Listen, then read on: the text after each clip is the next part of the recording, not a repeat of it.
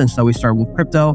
Same exact thing, just talking about Bitcoin, talking about crypto trading, the various industries and sectors in crypto. And that is, how we ended up getting connected was through the real world asset space. Yeah. So right now, I don't know if you have these numbers handy, but can you give a sense of your work week? How many spaces are you on? Yeah. With Wolf Financial, it's probably 40 hours a week is probably what the guys are putting in across the network. We're pulling, I think 6 billion impressions or something like that off the top of my head across the Wolf network. Welcome to InFi, the future of finance. Hey everybody, welcome back to InFi. Today I'm speaking with Cade Bergman, who is the head of content at Wolf Financial and co-owner and host of Wolf Crypto X, the crypto division. Wolf is a social media marketing firm primarily located on X, which hosts the largest financial spaces in the world. And that's how I came to know Cade, is they've had me on their X spaces, specifically the RWA real world asset tokenization one. They had me on originally twice a week. I had to dial it back to weekly.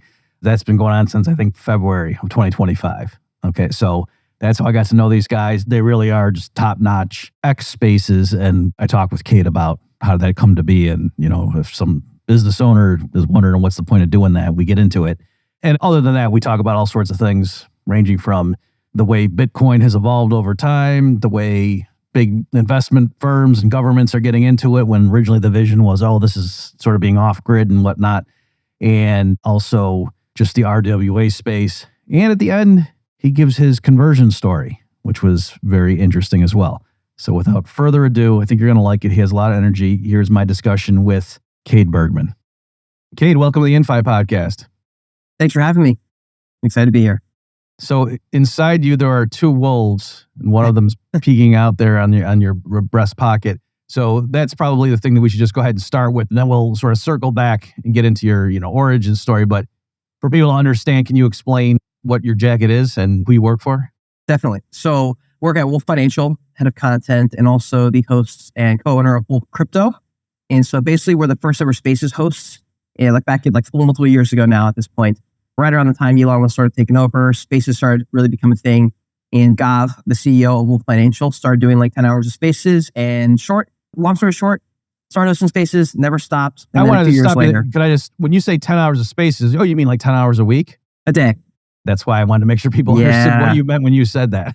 Oh yeah. It is insane. Yeah. He did that schedule for a very long time. And that was before he had systems in place, before he had any help. And so he really built out the infrastructure, the strategies as well on growing a big spaces brand. And then I was doing YouTube at the time, about a year and a half ago or so. They were like, hey, we need to expand. We're doing a lot of stock and investing, long-term investing, but we're starting to work with a lot of crypto companies. We can't betray our audience, so we have to make a new channel. But I'm obviously doing all these things at Wolf Financial. We need someone who can kind of do the same thing over at Wolf Crypto and build this thing up from the ground. And so we started Wolf Crypto. Same exact thing, just talking about Bitcoin, talking about crypto trading, the various industries and sectors in crypto. And that is, how we ended up getting connected was through the real world asset spaces. Yeah. So right now, I don't know if you have these numbers handy, but can you give a sense of your work week? How many spaces are you on? Yeah. With Wolf Financial, it's probably 40 hours a week is probably what the guys are putting in across the network. We're pulling, I think 6 billion impressions or something like that off the top of my head across the Wolf network. So we've got a bunch of people we work with as well. But in terms of the spaces, anywhere from 15 to 30 hours a week on my end. Depends a little bit on if we work with a lot of companies at that time. If the market's really heating up, probably do some extra spaces, even some pop-up spaces. Wolf Financial has Wolf Trading as well. So they're doing live trading all day long. And so they've got a bit of a leg up on us currently. But I'm starting to get more into trading. And so I'm hoping to also enter the game there a little bit more from that end of things. Okay, great. Maybe just if we take a moment that I confess when somebody, it was years ago at this point, invited me to be a guest on a Twitter, what was then called Twitter Spaces.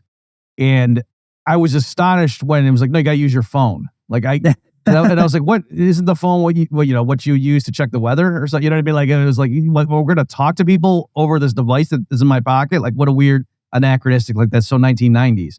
So I don't know, but then I suppose in fairness, when someone first explained to me what Twitter was, and it was oh yeah, we have this, because I was coming on the heels of, I would write people emails that were multiple paragraphs long and they were gorgeous and had semicolons and stuff. And the idea that, no, we're going to deliberately limit the, anyway, do you see where I'm going? There is a prima facie sense in which if someone had pitched the idea of Twitter Spaces to me, I probably would have said that's the stupidest thing I've ever heard of. And yet it's blowing up. So do you have any insights into that? Like, is it partly the retro? Like, oh, we're on our phones again. How interesting. I will say this. I was in a similar boat. I thought it was a waste of time for a long period of time, as recent as 2 years ago, a little bit. And it's crazy because I guess until you dive into the benefits of spaces, like, I agree with you. I think even now, we host the biggest spaces. Sorry, before you, let me just clarify. Yeah. I admit now I was wrong. So just to make sure people don't misunderstand the nature of my question, I'm just saying that I was totally wrong. Like Twitter, I spend way too much time on Twitter right now. As do I. I've certainly gotten over my initial thing thinking, why the heck would I want to use that? So anyway, I'm just explaining. Okay, so I just want to make clear. Yeah, of course. I mean, literally, like I was saying, like as early as 2 years ago-ish, before I came into Wolf, I didn't fully see the full picture of spaces because I figured, okay, people are just getting on, talking, wasting their time all day, doing nothing, not getting paid. Why would I ever, spend my time doing that? And I guess now being part of the Wolf ecosystem and getting a lot more insights there and being behind the scenes, we have the biggest traditional finance spaces in the world at Wolf Financial. We're also some of the biggest ones at Wolf Crypto for a lot of the Bitcoin and trading spaces as well on a daily basis.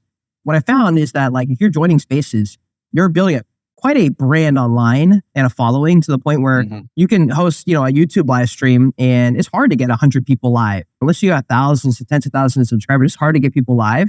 But there's people on Twitter who will throw on a space, invite 3 or 4 people, and 100 people jump in and listen in. And like you said, they're just on their phone. They could be on the way to work. They could be doing the dishes. They could be at the gym. They go, oh, Dr. Murphy's on a space. I haven't heard the guy talk in a couple of weeks. I want to hear what he's saying about whatever topic is the title. They click on it, and now they're in the audience. And, you say something interesting, and they're like, you know what, dude, I just read a paper on this. Like, I could actually give some insight. You click request to speak. Now, next thing you know, you're on stage with Dr. Murphy. You're like, oh my God, I read this guy's book like 3 years ago. Like, now I'm talking to him directly face to face. Maybe he says something you like, now you're followed. A year, 3 months later, he comes on your show or something like that. And you're like, whoa, that all happened because of the dynamic platform and uniqueness of spaces, specifically the fact that you can jump on, you can build a bit of a following and a brand from people going, wow, I really liked that guy's insights last week. Now he's on a Bitcoin space talking about this other thing. I'm going to keep following this guy around a little bit. And then the fact that you can jump on and request to speak and be on stage with these people, you can go from 0 to 100 really, really fast on spaces. It's still to this day, I think the fastest way you can grow is by being a spaces speaker host or just going on tons of spaces and building connections and talking to people. I mean, I've even grown my personal just from leaving it in the audience half the time. It's not even on stage. And my account has grown just from being there. So it's quite an interesting feature. I'll say that if you're trying to grow online, especially in the finance, crypto niche, that kind of thing, it's a great place to be.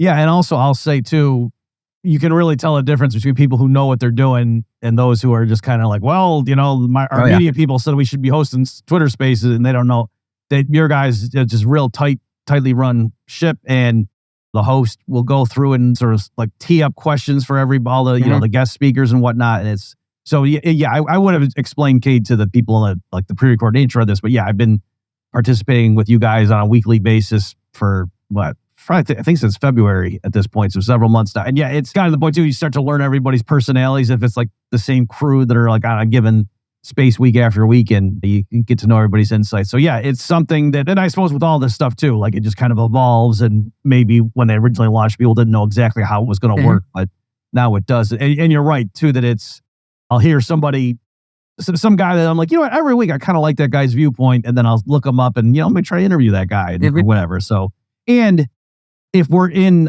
a relatively new industry we're building as we speak, people could use a Wild West analogy or whatever you want to call it.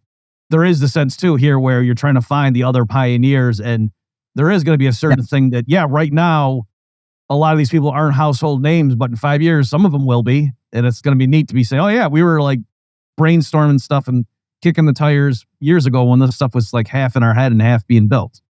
Well, there was so it's cool because like our Bitcoin spaces, we started I remember the last Bitcoin conference, we were having 70 people at a Bitcoin space was a big deal. And we were fighting for that Bitcoin spot. We were growing our spaces. We had some of these guys who were on who now are like mainstay Bitcoin voices. I think it was Fred Krueger who had posted, and he posted these like top 10 Bitcoin voices on X today. And like 8 of them are like our regulars on our Bitcoin spaces. But a year ago, all of us, we're kind of like getting started in the spaces game. And that's really where they built a lot of their following is through these spaces. And they'll jump on every single day. They jump on our space or someone else's space talking about Bitcoin. sharing their thoughts, and they start to build a bit of a following. And the other day, this guy named Adrian Morris, who used to come to a lot of our Bitcoin spaces and the AI spaces and tech stuff, he's since, branched off doing a bunch of other crazy stuff too.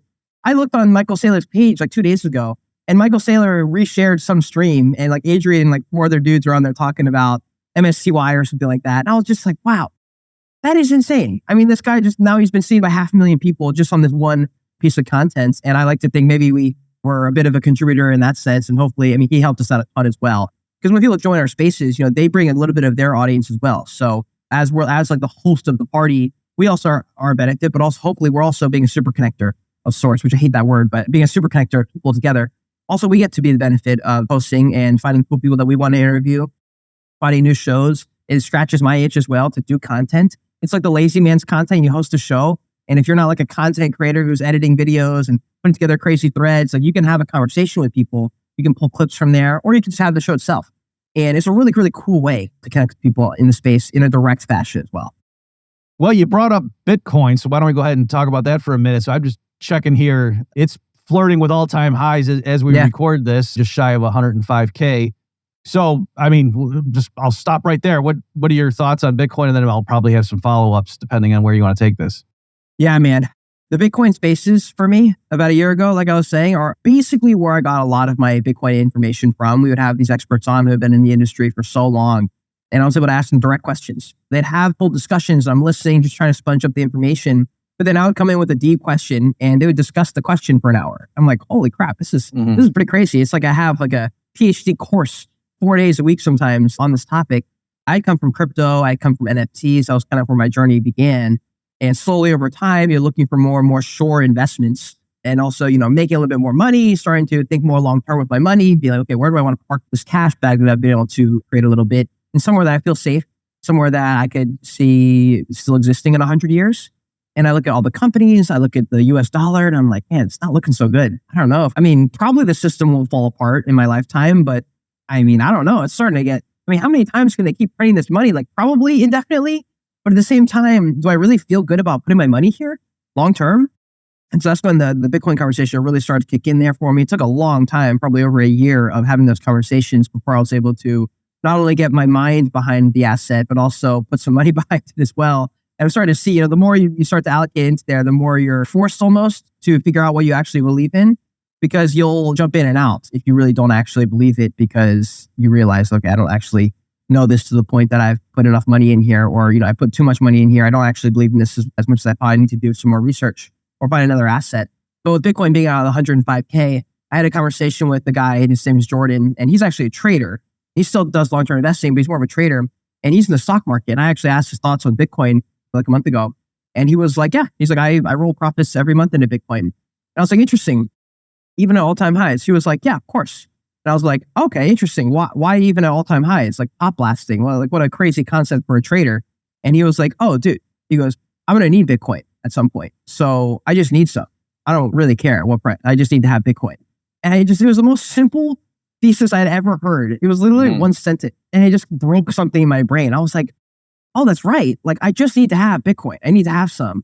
And hopefully if I get lower prices, I can buy more. That's great. But who's to say Bitcoin?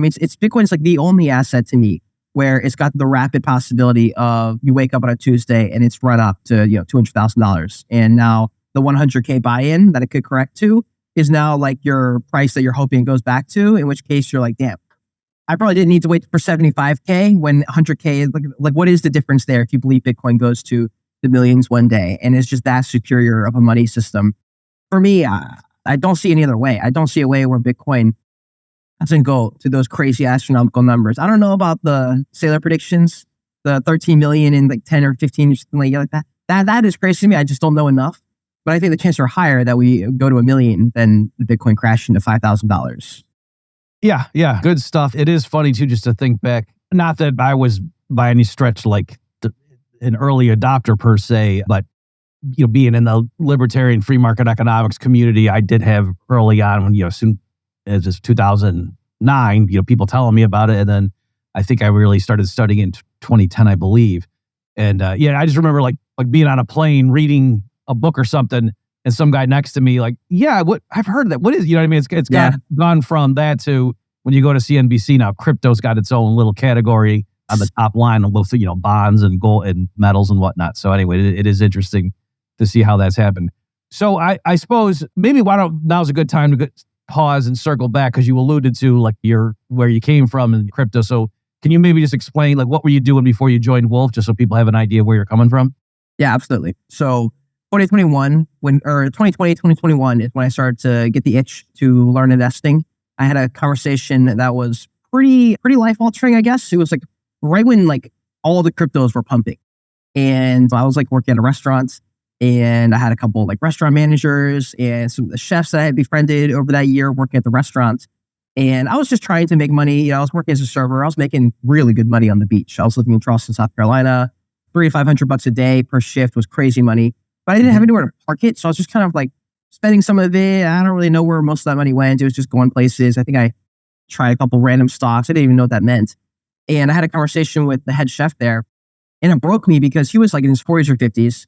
He was the head chef. He works all day, goes home at the very end of the night, wakes up again at like 6 a.m, and he does it on repeat. And we were talking about these investments, and I was just asking him questions, about investments or retirements and stuff. And he just said something to me and it was the tone that got me. And he was just like, "Oh, I'm never going to retire." And it was just like deflating. I just remember like the shoulders dropped down a little bit. My shoulders dropped down a little bit as well. I was like, "I'm never going to retire. What does that even mean?" I was like, "What? Like never going to retire?" I was like, "That means you're going to work forever. Like, what is that? What are you talking about?" He was just like, "Yeah, I have no money in long-term investments. I have no money saved up." Oh, he didn't mean because I love what I do so much. He meant, no, I have no plan. Like he was like, "I don't understand that world of investing." And I was just like, okay. But like, you can learn that. I was like, what you can start saving. But it was just the mindset of like, I don't get it. I'm just never going to retire. And I was just like, okay, wow. I really need to think about this, because if I don't intentionally make this a focal point, that will happen to me. I mean, I'm not special. I mean, this guy was just like a smart dude. It wasn't like this guy was not smart. He's a smart guy. Just in this world, he's just a bit deterred from it. And I was like, okay, I got to figure this out. And I was like, let me figure out how to do something with this money. And that kind of started that journey for me. Now I dabbled around NFT crypto stuff. And so what I was doing before Wolf, which was basically the time period between 2021 and 2020, beginning of 2024, I jumped in my car, lived in my car for 6 months, traveled the country, lived in a variety of different places, ran out of money a couple of times because crypto crashed, which was like my money that I had for that trip that was supposed to work. Especially during that 6 months, I was like trying to find myself, quotes. I was like, okay, I need to make money. So I started door dashing, trying to make money. And during that time, I was watching crypto podcasts, listening to crypto shows, learning about all these things that are going in the world of finance. And that was kind of like my 6 months college tuition in that period, where I made just enough money to survive and just enough to like really get started on this crypto stuff. NFTs start popping, and I'm like, okay, I can't trade. I don't know anything about trading, but I've always made content for the last 10 years. That has been the one thing that has stuck around no matter what thing I decided to do as my core passion. Content always followed. So I started making NFT project reviews and crypto company reviews, and started interviewing project founders. Hey, Cade, let me me stop you. I think probably 90% of the audience knows what you mean, but can you just spell out? People have heard NFT, but they don't maybe not know exactly what it is. And you just give a sense of the genre. Like, what does that mean?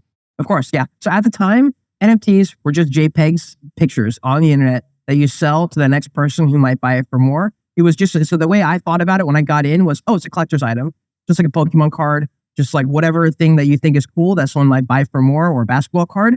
And they just happen to be online. And you don't have to worry about authenticity, because you can just click the back button and go, oh, does this go to the original collection page? If yes, you're good. It's the legit one. If not, it's a scam. You can just throw it away or whatever. And I was like, okay, that is as deep as I need to go. So these are just brands out here. They're just brands in a game of who's going to survive the longest and who's got the best fundamentals in the team or whatever. But it was so brand new that that's all we knew at the time. Yeah, just to stop it, and again, and forgive me, but like as an economist, so NFT is non-fungible token. So the idea is, of course, it's unique, non-fungible. That's where that's coming from. But what you're pointing out is the relationship to the standard crypto is that an artist makes a portrait or something, and it's digital. So there's one sense in which, well, how the heck could you make money off of that? Because someone could just copy the, down to the pixels. It's going to be an exact replica, as opposed to, like a Van Gogh or something. Someone makes a copy of it physically. It's not literally the same thing. There are differences that experts could perceive. But for digital creations, or a song or something that, once you have it, it is up there as an MP3. Somebody can copy it. How are you going to stop them? But so you're saying, though, the thing with where the blockchain stuff comes into play is to be able to verify the authenticity that, no, this is the ground zero that the author or the creator of this content tells the world this is the original. That's a great way to put it. Yeah. And so there is some sense in which, okay, but when somebody copies the information, who cares? But there's also, you're buying the original. Just like you said, like original Babe Ruth rookie card. It's not like that makes you be able to hit home runs or something. So there is a sense in which that's just a piece of cardboard. Who cares? Yeah. But there's also a sense in which, no, this is really the original series rookie card. So, okay. Yeah, I just wanted to exactly right. Drive home to people like how the technology interacts with the collectability of these things. Okay, go ahead. Yeah, that is exactly right. I'm glad you made that distinction as well. And honestly, at that period, the reason I explained it the way I did was because at that point, that was basically all I knew. And I was like, okay, well, if that's the case, and we should be going more on the internet, metaverse was the main thing that was popping up at that time. We didn't know any better. I was a little bit worried that I was too late already. And the metaverse was like 6 months away and we were all about to dive in. Of course, we were in COVID time. I was like, okay, this must be the new norm. Everyone's saying it. And I didn't know any better. So, okay, I'm just going to make content on this, but I want to keep an air of professionalism because I'd like to work in whatever the innovation land becomes. I want to be in that world doing content in some capacity. So I'll do podcasts, I'll do educational project reviews that are honest, and I'll say what I think actually. And in a couple of years, if I've done enough and I've connected enough individuals, something will come of this was kind of the idea. So I did that for about 3 years on YouTube and did that branched off in other platforms as well, Instagram, TikTok a little bit, and even X a little bit, but mainly was YouTube. And then in 2022, 2023, I started to say, okay, I think Twitter is going to really take over here. Elon was taking over at that time, shifting to X. And I said, okay, X is going to be really interesting. So started to go a little bit harder on X. And then, a year and a half, 2 years later, get the call from Wolf. So I work with their protocol and be like, okay, I guess we're really going all in on X here and see if I can't go from this content creator with time freedom, but super inconsistent pay. I'm kind of all over the place. It's just me. I'm trying to level up here. I want to find mentors, but I don't really know who to go to. And then I started praying to the Lord that some kind of cool opportunity would come. I'm kind of ready to work on a team. And then it's crazy because literally a couple months later, Near Protocol comes in. I meet this whole community of people in the Near Protocol ecosystem. And then Wolf comes and they're like, hey, we've got a team we want to add and we're looking to expand here. Like, what are your thoughts on this? And so it's pretty cool how that came together. So a bit of a long-winded answer. But no, I love it. Can you elaborate? So what do you mean when you were doing the content creation for the NFT? Like a creator, like someone issuing NFTs would have a deal with you and, hey, I want you to promote this. And then they would just pay you for that service? So it was different. So I would do tons of reviews, most of them unpaid. I was just curious. I'm like, what is this project doing? Who's the founder? What are they doing? What is the project there for? Like, what does their roadmap look like? And I would just do these reviews. And I did so many that companies started to reach out and said, hey, we've got something coming out. We'd like you to do your honest review on it. We'll pay you up front. So that way you're not deterred and not trying to say something and then not hold it back because we haven't paid you kind of thing. So I did all my money up front. And I was like, okay, this is as honest as I can get. You're going to pay me up front. It's going to be disclosed that this is a paid sponsor review, but I'm going to still review it just like any other project. So I did that for tons of them. And that was kind of like the business model. But, NFTs started to dry up a little bit. Crypto companies started to not launch as much. And I was like, okay. And I was starting to do other reviews, like in the stock market. I was starting to do like food reviews because I was like, oh, like the review model is interesting because especially if you're getting paid up front, they're kind of allowing you to move as you please as a creator and you're able to make a little bit of money. You're not going to make nearly as much as if you're shilling and you're promoting because they'll pay you more. And these are more for like the big time content creators with like millions of followers that I just didn't have. I was like, I have to generate value. That's not just the views because that's what they're paying me for. They're paying me for a different type of product. And so that was kind of my mindset there. But it started to get difficult, as the bear market is continuing to get darker and darker. I was like, okay, I got to figure something out here. I got to pivot a little bit maybe. Okay, see, again, as an economist, this stuff fascinates me just to see how markets work. And yeah, there's an issue when these NFTs come out and then there's so many of them.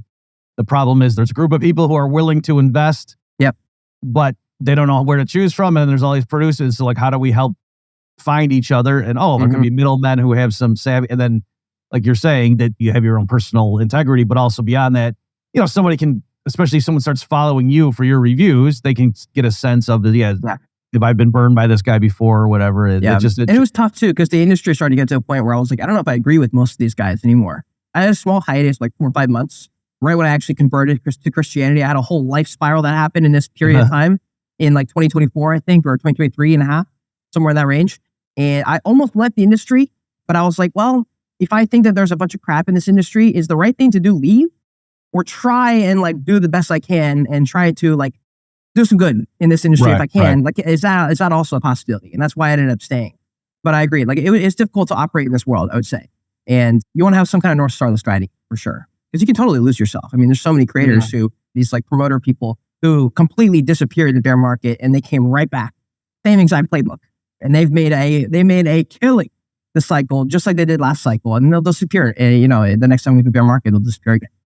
Well, I think as a fellow Christian as well, it's not just this crypto, it's like the world in general. That's always an issue, Yeah, absolutely. It's like, oh, how do I, I want to feed my family, but, on the other hand, I try to maintain a shred of honesty here. Okay, and then we will return to those deeper questions perhaps in a few moments, but let me just follow up on some of these other things you were mentioning. So the whole metaverse thing, do you want to take a moment? Because, I guess it was partly because it was lockdown. But this was also like, if you remember, like Klaus Schwab and the WEF was coming on everyone's radar, and guys like me, and so I was doing deep dives. Who is this guy? What is and there was a period where it was like, they're going to put us all in these high-rise apartments with cubicles that are 8 by 8, and everyone's just going to live in there, and you're just going to strap on your goggles, and you're going to own nothing, and just live in your virtual world, and they're just going to keep you happy. And then meanwhile, the tech billionaires are going to be building their AI and their robot armies and take over all the farms, and that's just how it's going to be. And it seems like for right now, that's not imminent. And do you have a sense, like, is it, like, I never went and got one of those VR headsets or whatever, like the hype around the metaverse and everything. Do you know why?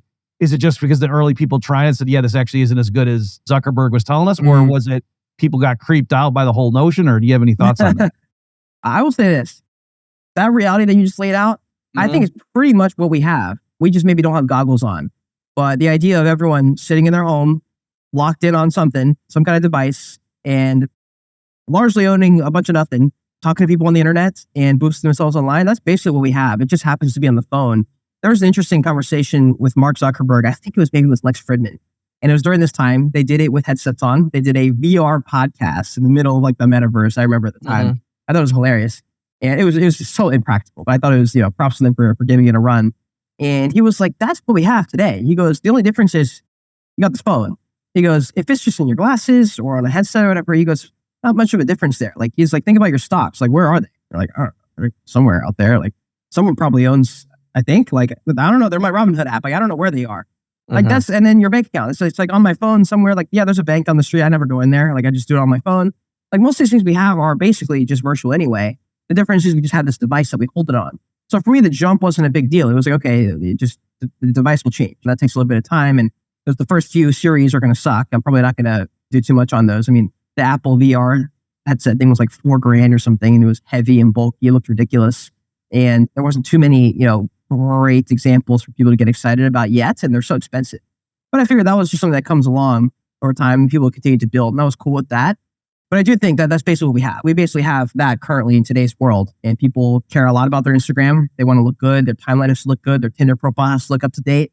It's basically just this big, like peacock situation where we're trying to like just flex on everybody online. That's what so many people are doing. At least in our world. I'm sure there's a ton of people who are not in the social media game. They could give a rip. But I would say that, a lot of people are leaning on that. And so I think that's what we have today. As far as the metaverse and where it's going now, I think, like I said, I think the headset part is probably the main thing holding people back. And the intense level of basically where you're totally encapsulated in the experience. Immersion, that's basically the word I'm looking for. But like a full immersion, I think it sounds great and makes sense in our head. But then played out, it's maybe a little bit harder. I think people like the phone because you can do this while doing something in your real world. You're not fully immersed. So slightly different. But I do think we're probably heading to that direction anyway. I think for me at the time, though, because of the amount, like you were saying, the amount of vibes that were being thrown that way and the amount of bullishness and the money was going up and people were investing billions of dollars, we were like, oh crap, we're going to miss this train. If we wait too long, you're going to miss it. And that's probably how the cycles go. That's how it goes. At the top of the cycle, everyone's getting really excited. And then reality sets in and we reset and we start over. But every time I think we end up going higher each time. And in the tech world, it just feels like that's where everyone's pouring their money into. I don't imagine that the world elites, whoever's in charge of this, are not going to make some of these things happen when everyone's pouring their money into this direction anyway. So I've always just sort of been like, this is probably going to happen anyway. We're going this direction. This is what people want. Curiosity is just driving it this way. I say a world where we don't have a large portion of humanity who has this kind of access to its devices and are not going to want to poke into this world. Yeah, but I guess particularly too, if the people worried about World War III or things less dramatic happening, that there is a combination of as the metaverse becomes more inviting and the quote real world becomes more bleak, that people might say, I'm going to hang out more in here. Yeah, definitely. Okay, so maybe if we just circle back to some of the issues, so again, what I've been folks participating with Cade on is the real world asset spaces, Twitter spaces, X spaces. So I guess maybe some of the popular themes of our discussions there, I'm just curious as to your reaction to some of these things. Like, I don't know, it seems lately there's been a big debate about or discussion over like large institutional players and let's have everything be real buttoned down, and congressional committees are real happy with it versus people are, no, the whole point of this was decentralization and you mind your own business, Mr. Fed, and that kind. So anyway, can you speak to just that tension that still seems to be there? It pops up at least every other spaces that I'm on. Yeah. The first thing that comes to mind is there was a Black Mirror episode I watched a long time ago. And Black Mirror is so famous because it hugs on those heartstrings and realities of the world and these meta realities as well. That's why it hits so many people. But it was essentially the idea of what we have today, which is the episode that I'm depicting is the one where they're in this world and you pedal on these stationary bikes for points. And you earn enough points, you can purchase, whatever experience. You can try and level up in the world. You can buy a Coke and buy your food with it. There's a bunch of movies that kind of depict this reality of building up your social credit score in some capacity. You use that social credit score to do whatever your task is in life that you want to achieve. That's kind of the mode we go into. A lot of people have tied that to like CBDCs at one point, or even today's world where you're working for the money and then the government prints more of it. And so what are you really working for? And so it kind of gets this dystopian reality that we're kind of sort of living in today. But the reason I bring that up is because like in this episode, the guy worked so hard for this opportunity to go on like this America's Got Talent and this is like the world where you go from a nobody to a somebody. He meets this person, and he falls in love with her. He works so hard, gets this golden ticket for her to go and like make it. And essentially, she does the same situation. The judges love her. They're like, hey, we want to give you an opportunity. It gets really dark because they end up turning this cool opportunity and turning into more of like an entertainment star, and she loses her whole soul. They basically take something that was cool, unique, and beautiful, and corrupting it, which is something that Christians are probably very accustomed to hearing, that kind of thing going on. So anyways, the reason I bring that up is because the guy gets furious and he's like, okay, I'm going to go get one of these. I'm going to go do it different or whatever. So he goes up there, works really, really hard for the next year, gets enough points up, buys the ticket to get back onto the show for himself this time. He goes up there in the middle of his thing, makes this big deal. And he talks about like, you guys are the worst. Like this is corrupt. Like we're out here working. You guys are just doing all this stuff. And like it really, really hits. And like the judges are like, wow, like this guy like just poured out his heart and it's so true. And the audience is like, that's so true. Like they really are doing all these things. And so you're like, trying to like, what is going to happen now? The judges are like, could you do that whole speech on Tuesdays, every single Tuesday at 2 p.m. Eastern time? And it turns into this show. And the guy, and the entire show is basically, spoiler alert, he takes the gig. Now he's getting paid to do this whole like truth thing. And it's very similar. It's like Twitter. People will start off as like freedom fighters and then they get a sponsor. And now they're tailoring their audience, their messages a little bit. Like, oh, like here's how you blow up online. Like, oh, if I tailor my messages a little bit this way, and it becomes a bit of a social game. And it just weirdly outlines this like reality that we live, that eventually a lot of things just end up getting corrupt. And so the tie back all together, of course, your question there was I was that smiling because about 3 minutes in, I saw that episode. Yeah. And then when you said the thing about giving the ticket and she was the singer, that's when I was, oh yeah, I saw that one. Yes, dude. Yeah, it was a brutal episode. It's so true. And it's very much like this crypto industry we're having where we wanted all these things. Bitcoin was going to be this thing. But then we were like, well, so it's not a big deal if these guys get in. Like if they have some of this too. And the crypto companies, it was supposed to be this. But like, nah, I guess if we're going to get to here, it's fine if we move the goalposts a little bit. And now we're at this point where everyone's cheering for the governments now. And it is what it is. I guess I don't have too much of an opinion on it. But it is interesting that like the whole movement started as such and then moved so far because we're like, hey, by all means, if we're going to get mass adoption, then it's all good. Whatever it takes to get there, I guess is what we're going to roll with. And, if this guy's bullish on it, that's great. Even if he was the worst person ever for it, as long as the price goes up, which we found sort of is the only thing that kind of matters in this industry. Ultimately, that's what people want. They want to raise the money. They want to drop their company. A lot of the time, they're just distracting.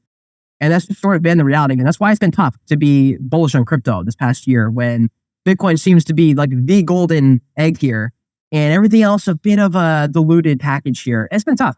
So to work in the industry and to find these realities, I guess, developing in real time as well. Be like, okay, like what do I believe in this world? Like the concept of real world assets makes sense, but then played out in a lot of the companies, you're like, oh, I don't know if that's going to work. And then you see some of these they do, and you're like, well, the concept makes perfect sense in your head and should make sense. What's his name? Larry Fink from BlackRock. He outlines that everything's going to be tokenized. You're like, yeah, of course. And then you see it played out. You're like, well, like how though? Like who's going to own it? Like, is it going to be as decentralized as we think? Can it be played out the way we think in our heads? Yeah, definitely see that tension, and you encapsulate it. And it's exactly, folks, these perspectives. And I usually, it's partly, Cade, because I'm like a relative newcomer to some of these circles, and also just my personality. Like I kind of like to get my footing first before I start, swinging bats around when I join a new group. But yeah, like I try to have a middle ground there. And so like my observation on that sort of thing was to say, like, by all means, you want the people sort of like on the outside or the outskirts to be keeping everybody honest and to be like, hey, remember the original vision, just to have that sort of compass there. But on the other hand, though, I would say, the original vision of, let's say, Bitcoin, just for example, that if that were ever to become the global money, surely big companies and governments would be using it too, right? Like it doesn't make sense. It couldn't possibly be that Bitcoin liberates the whole world and everybody on planet Earth uses Bitcoin except the U.S. Treasury. Like, that doesn't make any sense. Like, how could that be? You know what I mean? So, and just like with gold, people are like, there's some, old school people, no, gold's still a thing. Well, the biggest owners of gold are governments or central banks, depending on how you classify it, right? So that doesn't mean, therefore, there's something dirty about gold. It's like, no, if it really does make sense as a monetary asset, then why wouldn't the big organizations use it too? Like, isn't so? Anyway, that doesn't come down really well on one side or the other. I do make that point that there are some people, it's like it bothers them when big hedge fund managers or something start wanting to buy Bitcoin. And I think, well, if your vision of Bitcoin finally penetrating and getting mass adoption is true, like surely that's going to happen. Yeah, absolutely. I just come to the idea that I'm like, I just have to own this thing. Yeah. I just have to own it. And I need to be happy with my allocation. Should this thing fly to 500K tomorrow? I'm like, am I relatively comfortable? Like, I know it could drop 50%, but if it doesn't, am I cool with this allocation in my portfolio? And I've seen so many people like Ray Dalio, these big time people in finance, where they're like, hey, we need to rethink this structuring of our portfolios here. Everyone's starting to get a little bit nervous about the way that the government will keep printing money. And maybe it's been the case, maybe this has just been the conversation for the last 40 years, but I'm starting to see a lot more noise about it. And I know a little bit from social media, just the fact that we have all this reshareability, but it's getting to the point where they're like considering, big hedge fund managers are like considering re-changing the way they think about their portfolio, holding a non-insignificant amount in anti-money, like gold or like Bitcoin. And I'm like, okay, wow. These guys are really thinking about it, and not only thinking about it, they're actually backing it up with the money in their bank accounts. They're actually buying this thing. I mean, gold has had a freaking run lately. Yeah. Bitcoin has been on a run lately. And then a few times even where the stock market starts to shift a little bit down and Bitcoin just kind of holds. And I'm like, that's interesting. It's way too early to call for a decoupling or anything like that. But starting to see little changes here. Like, it's been a crazy cycle. I mean, it's been absolutely crazy. Everyone who had a shred of an idea last cycle has been getting clobbered this way, trying to maintain the same strategy. I mean, it has been a Bitcoin heavy bull market this year, and it's really put Bitcoin on the map in a way that it has never done before. I mean, it's been mind blowing to watch. And another little tidbit related to what we're talking about as we're recording here is just, I think, last business day, Moody's downgraded the U.S.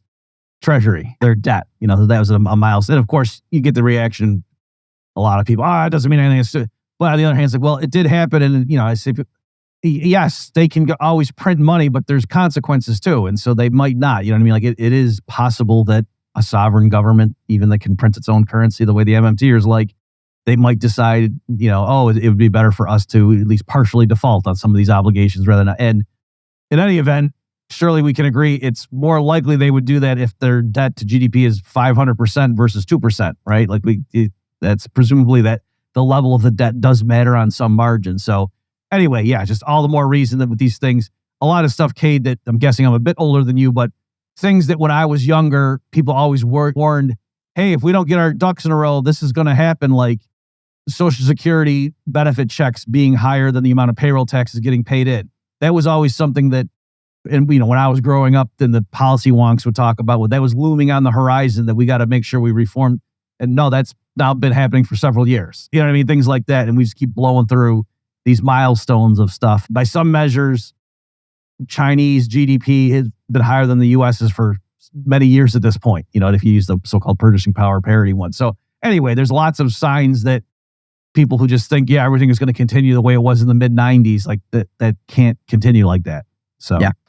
Okay, well, are there any other main things in terms of like the frequent discussion? I guess, how about with tokenization?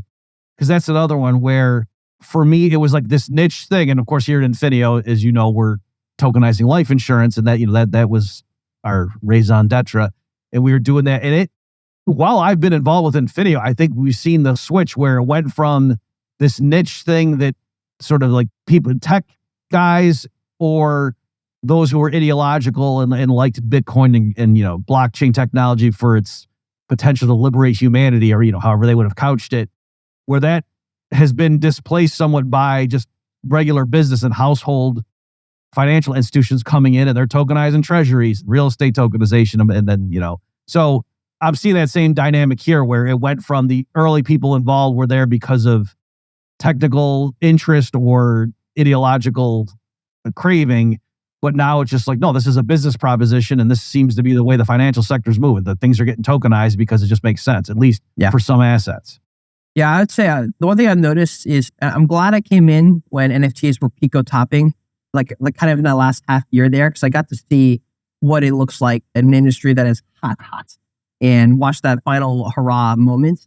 My fear with all the crypto sectors, well, I've noticed that they're all cyclical. Like AI will have a run for a couple months, and just all the AI tokens are popping, all these AI companies are popping. And because the way social media is, the content creators and media news channels who are covering it, they're talking about what's happening, which is AI is pumping. And so everyone's like, oh my God, I like AI. And then 2 months later, gaming is back, and then it's RWAs, and it's deepened. And so it goes in these cyclical natures. But I will say, like, the RWAs have gotten a significant amount of boosts in the last year or so. I agree with you. It's been pretty crazy. There are some companies doing it well. And it's kind of like the idea of the NFTs. Like, you're basically putting something and legitimizing it on the blockchain. It's like, this is truth. It's right here. You don't have to go back through hundreds of files in some old cabinet drawer that your grandpa had to make sure it's still there. Like, I talked to, I forget who it was I was talking to. And man, who was it I was talking to about this? And he was talking about something to do with his house insurance. Maybe it was house insurance or something of the sort. And he was like, yeah, dude, like, I'm trying to figure out the stuff. He goes, I don't know where the files are. He goes, we own it. He goes, but I can't find any proof. He's like, I just know that it's ours. He's like, I don't know where these papers are. And he's like, I wish it was just stored somewhere online, a little bit more easy to track. And I got to figure out how to authenticate this thing. And it's pretty fascinating. So I'm like, okay, like, there is some serious legitimate, it's very legitimate. It's a lot of the things going on in tokenizing these real world assets. There will also, alongside of that, the amount of grifting is going to be insane. Professional grifting, I guess this time, maybe not JPEGs of monkey pictures, but whatever it is that people are tokenizing, people can find a way to spin it where, like, this is going to make sense. People need this. And then it's tough because you have to know a little bit more. It's not exactly trying to say, like, hey, this is Penguin Project brand really got it like that. You're trying to say, like, okay, does the tokenizing a bridge make sense? Can this tokenization process make sense? Like, are there actually investors here? Hey, if you tokenize this hotel, like, are you buying the right hotel? Like, why is this hotel selling it for cheap? You got to, like, really dive in here. And I feel like it will, there will more than likely be a lot of losers in the RWA world, especially even for the investors and companies out there building. There will also be some winners that really win here and get some big investments. And there's going to be some teams that really come out on top. And so it's the same with NFTs. There's like 4 NFT projects, still killing it, still somehow are making revenue, and they're doing it. But 99% of them had to fail. And I imagine it's like that for every industry, not specifically RWAs because we're talking about it. But it is cool I feel like it's privilege. Like, that's kind of my mentality towards it. I'm 26. It's like a privilege to be part of the world of innovation. I guess this is what we signed up for, is that innovation is a land of, I don't know if this is going to work. There will be lots of grifting that goes on. For the people that are really here to build and grow, they're going to be here in 3 years. They're going to be in 5 years. You're going to continue to innovate. And we'll see how people continue to surf these waves and where they end up being. It's my favorite part about being like an entrepreneur in this world is that, like, you will see people from 4 years ago who are working at this company, maybe where they were here, or maybe they were here. And then, a few years later, you meet up with them again. Maybe now you moved up here and they're here and they're in a different position. And then maybe they're here and you are now working together on a project together. And now you're on the same team for something for a little bit.